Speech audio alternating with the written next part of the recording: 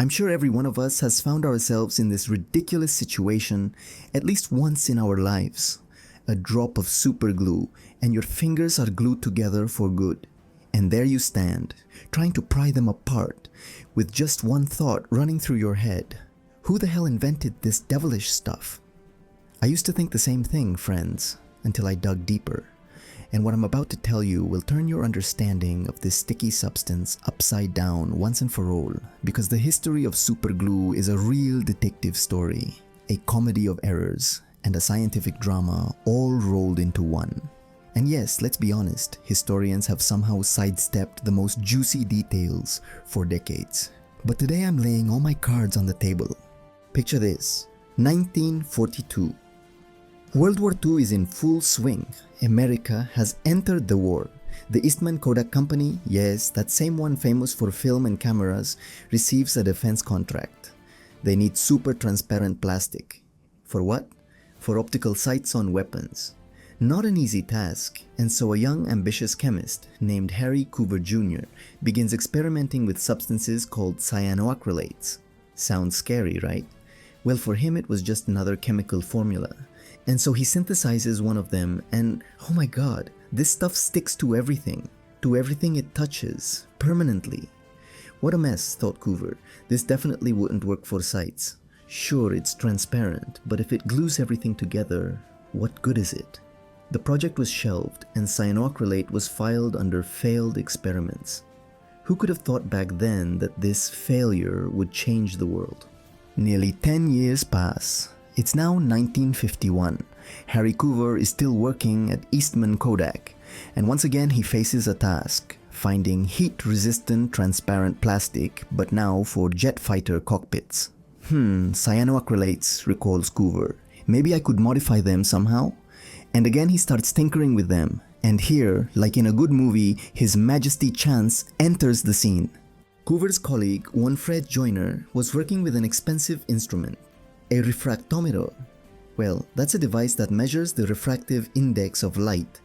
And so Joyner, apparently by accident, dripped some experimental cyanoacrylate between two precision prisms of this very refractometer. And then, as if nothing had happened, he decided to separate them. Yeah, right. The prisms bonded together as if they'd been welded. Joyner panicked. The instrument cost a fortune, and now this. He runs to Coover. Harry, we're done for. I've ruined the refractometer. Coover looks at this mess, frowns, and then it clicks in his head, like a light bulb over a cartoon character's head. He suddenly realized what he had considered the main flaw of this substance. Its phenomenal stickiness was actually its main virtue. Nobody believed him when Harry Coover said that this sticky mess, which everyone had been cursing, was actually a revolutionary invention. Wait, Fred, says Coover. Don't rush to throw it away. Come on, give me this glued together thing. He began trying to glue everything in sight. Metal, glass, plastic, rubber. Everything bonded instantly and held with a death grip. Coover was ecstatic. He named his brainchild Kodak number 910, but people quickly dubbed it super glue. Now attention, the million-dollar question. How does this magic work? It's all about rapid polymerization.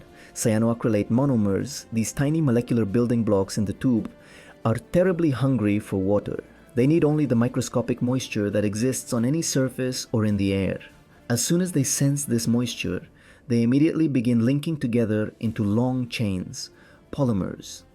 Imagine thousands of microscopic zippers that instantly zip up between two surfaces. One drop and you're done. And these chains are so strong that Coover himself once demonstrated on a TV show how a steel rod glued with just one drop of his adhesive withstood a weight of 7 tons. 7 tons, Carl. That's like 2 adult elephants. But like any superhero, superglue has its weaknesses, its Achilles heel. First, it's quite brittle, that is, it's strong in tension, but not so much in shear or impact. So if you glue something and then give it a good whack from the side, it might come off. Second, it doesn't like greasy plastics like polyethylene or polypropylene. You know why the superglue tube itself is made from such plastic? Because the glue simply doesn't stick to it. Otherwise, it would glue itself shut from the inside. Clever, right? And of course, its main enemy is acetone. Yes, that same liquid for removing nail polish. It destroys those polymer chains. So if you glue your fingers together, don't panic, run for the acetone. Although I confess, I had an incident in childhood. I, an unfinished genius, decided to check what would happen if I licked super glue. Don't try this at home. The sensations, let me tell you, were unforgettable. My mouth glued shut so tight that my mom nearly fainted. We barely got it cleaned off. Speaking of unconventional applications, already in 1956, the first commercial batch of super glue was purchased by, attention, for assembling atomic bombs. Yes, you heard right. Apparently, they also needed to glue something very quickly and very strongly there too. And forensic scientists love super glue. They treat surfaces with its vapors, and fingerprints, even the most invisible ones, become visible. So much for household adhesive. But that's not all. The most dramatic and perhaps most important turn in superglue's history happened again thanks to chance and Coover's powers of observation. Once his little son badly cut his finger, blood gushing, the child crying. Coover, instead of running for bandages and iodine, grabs, that's right, his superglue, and drips it right onto the wound.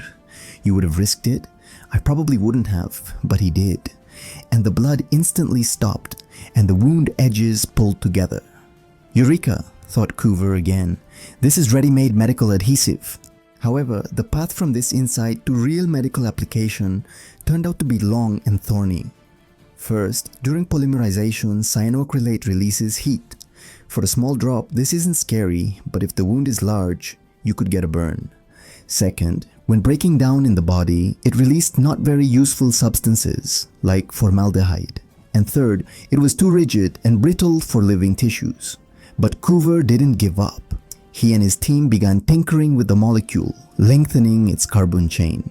And, miracle, the new variant, for example, 2-octyl cyanoacrylate, turned out to be much softer, more elastic, polymerized more slowly, didn't heat up as much, and was much less toxic.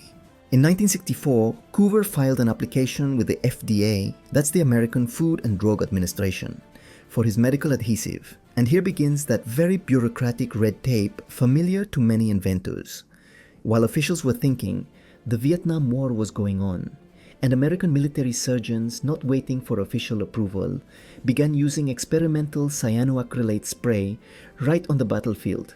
Imagine a wounded soldier, liver damaged, massive bleeding, the hospital far away. And the surgeon simply sprays this adhesive on the wound, and the bleeding stops. How many guys this desperation glue saved, history doesn't tell, but the count is definitely in the hundreds, if not thousands. This isn't just gluing a shelf.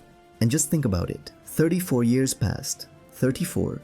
Before in 1998, the FDA finally approved medical adhesive based on 2-octyl cyanoacrylate called Dermabond. Today it's used to seal small wounds and surgical incisions all over the world. That's how an accidental sticky substance from the laboratory became a lifesaver. But this isn't the end of the story yet. Ready for a new twist?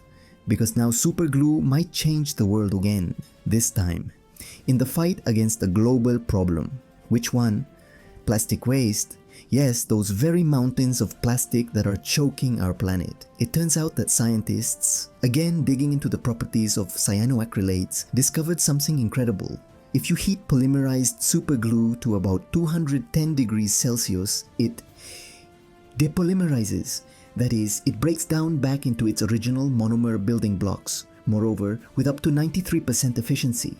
Can you imagine? It's like taking apart a Lego construction into separate pieces to then build something new from them. This opens the way to creating potentially infinitely recyclable plastic.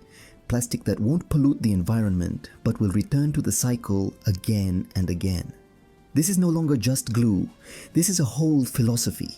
So, friends, ordinary super glue, it would seem, turned out to be a real chameleon, a master of disguise, hiding incredible potential within itself.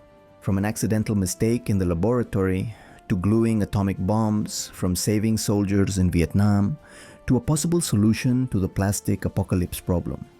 Harry Coover himself, by the way, received the US National Medal of Technology and Innovation for his achievements. And until the end of his days, he said that the main thing for a scientist is openness to the new and the ability to see the unexpected in the familiar.